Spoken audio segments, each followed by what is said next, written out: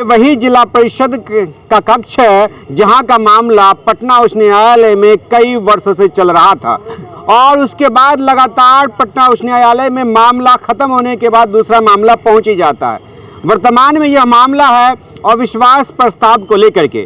कहा यह भी जाता है कि अविश्वास प्रस्ताव दरभंगा जिला परिषद के जो अध्यक्षा रेणु देवी और उपाध्यक्षा ललिता झा वो अपने समर्थक पार्षद द्वारा पहले अविश्वास प्रस्ताव के लिए आवेदन करवाती है और फिर अविश्वास प्रस्ताव पे चर्चा होती है। अब 12 जनवरी को अविश्वास प्रस्ताव लागू हो जाता है अध्यक्षा और उपाध्यक्षा पर, जिसमें 26-0 से अध्यक्षा और उपाध्यक्षा दोनों को अविश्वास प्रस्ताव लागू हो जाता है। दोनों अध्यक्षा उपाध्यक्षा पद से हट जाती हैं, लेकिन ये हटने के बाद ही दोनों अध्यक्षा और उपाध्यक्षा अर्थात रेणु देवी और ललिता झा पटना उच्च न्यायालय पहुंचती है। वहां आग्रह करती है कोर्ट से कि अविश्वास प्रस्ताव जो लगाया गया वो गलत है क्योंकि समय सीमा अभी पूरा नहीं हुआ है, जिसको लेकर पटना उच्च न्यायालय ने एक ऑर्डर भी पास किया। लेकिन उसके बाद हम बात में करेंगे। फिलहाल बात करते हैं ये अविश्वास प्रस्ताव जो लागू हुआ था बाद में पटना उच्च न्यायालय के आदेश के बाद खारिज हो गया।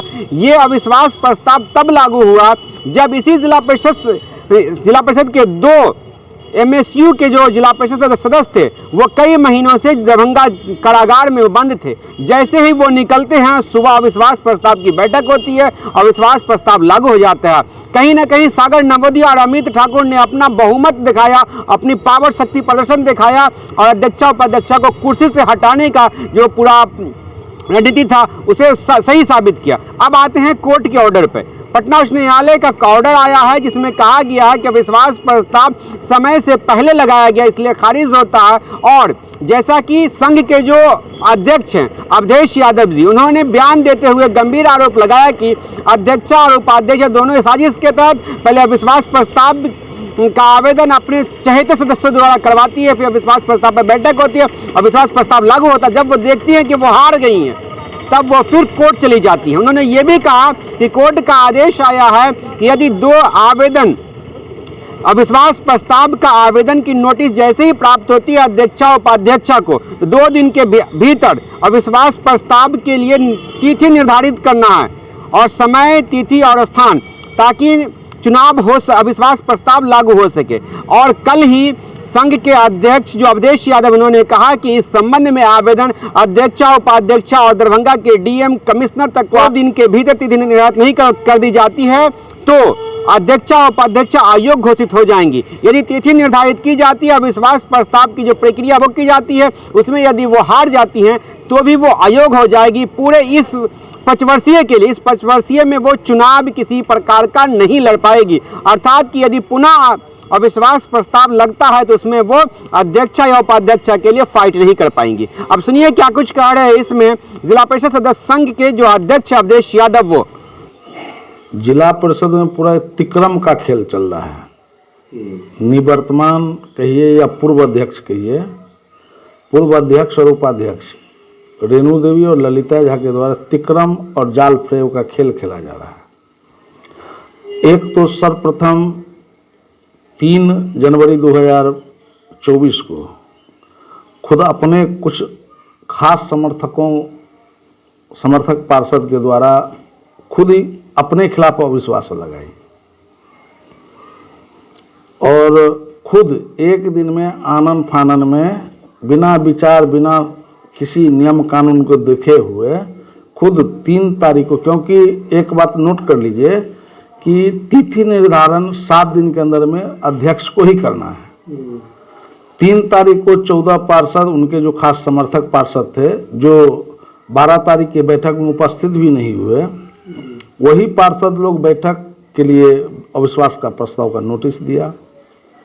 आनंद फानन में अध्यक्ष जी 3 तारीख को ही तिथि निर्धारित करती है 12 जनवरी को। 3 तारीख को ही नोटिस भी निर्गत हो जाता है और 12 तारीख के बैठक में जब अविश्वास प्रस्ताव पारित हो जाता है तो खुद ही चली जाती है न्यायालय भी, उच्च न्यायालय। तो ये तिक्रम का खेल है, लोकतंत्र में बहुमत का खेल है। बहुमत को सम्मान करना चाहिए, उसको नहीं सम्मान करके न्यायालय में जाके एक मामला लाई है। न्यायालय ने आदेश दिया है 30 तारीख को न्यायालय का आदेश है, पटना उच्च न्यायालय का, कि वर्तमान अध्यक्ष और उपाध्यक्ष 2 दिन के भीतर में, 2 तारीख को अविश्वास का अगर नोटिस प्राप्त होता है तो 2 दिन के भीतर में आप तिथि निर्धारित कीजिए। अगर आप तिथि निर्धारित नहीं करती हैं तो आप अयोग्य घोषित हो जाएंगे, किसी भी प्रकार का चुनाव आप नहीं लड़ सकती हैं। अगर अविश्वास प्रस्ताव में आप हार जाती हैं फिर भी आप चुनाव लड़ने के लिए अयोग्य हो जाइएगा। इतना रिस्ट्रिक्शन के बाद, और उसको याचिकाकर्ता जो रेणु देवी और ललिता झा हैं, निवर्तमान कहिए या पूर्व अध्यक्ष उपाध्यक्ष कहिए, बहुमत से वो हटाई जा चुके हैं, इसलिए हम लोग कहते हैं पूर्व। कोर्ट माननीय न्यायालय का सम्मान करते हुए हम लोग निवर्तमान बोल रहे हैं।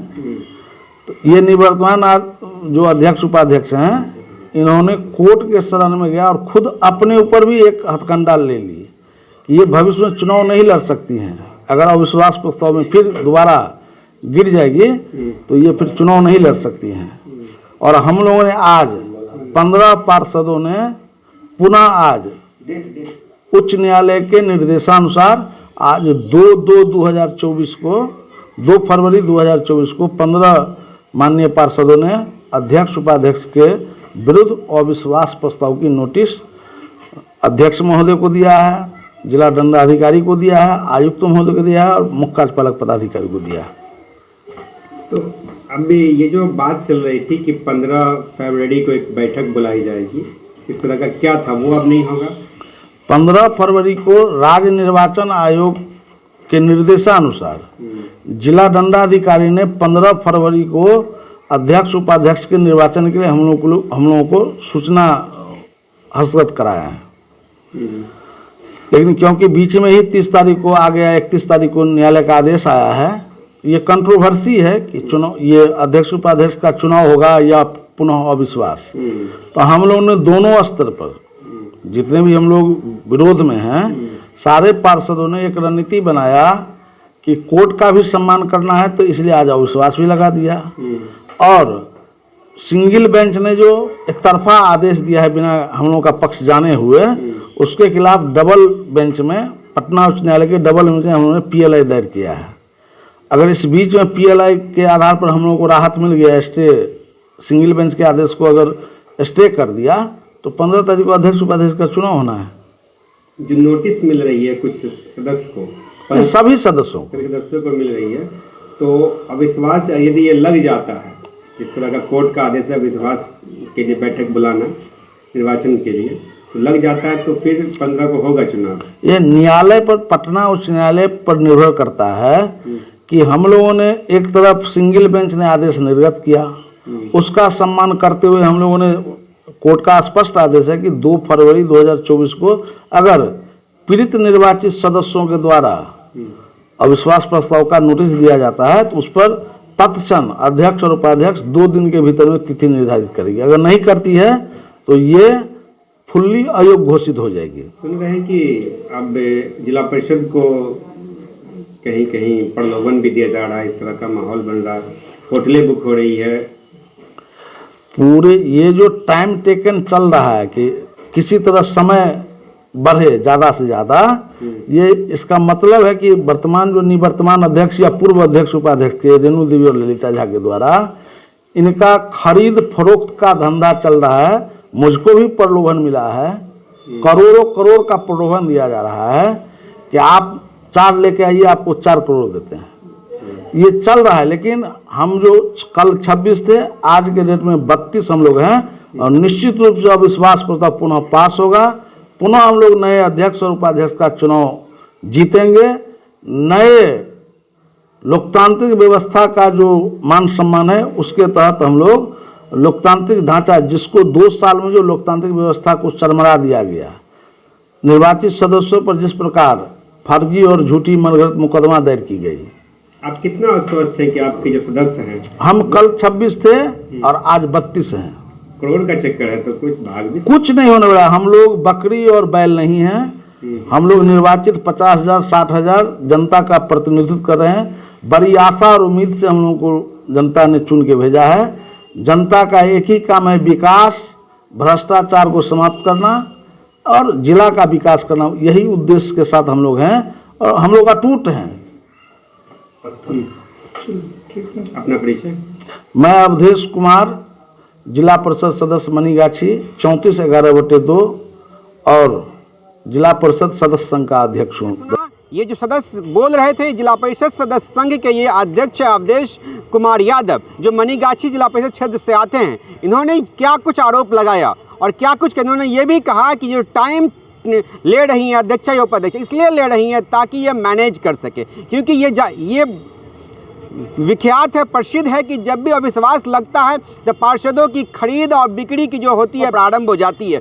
हॉर्स ट्रेडिंग का मामला शुरू हो जाता है। कहीं कहीं रेस्टोरेंट और ढाबा होटल को फुल कर दिया जाता है पार्षदों से, अब वहाँ फिर पार्षदों का दाम लगता है। उन्होंने ये भी कहा कि मुझे भी प्रलोभन दिया गया कि इतना पार्षद लेकर के आओ, इतना करोड़ रुपया ले जाओ।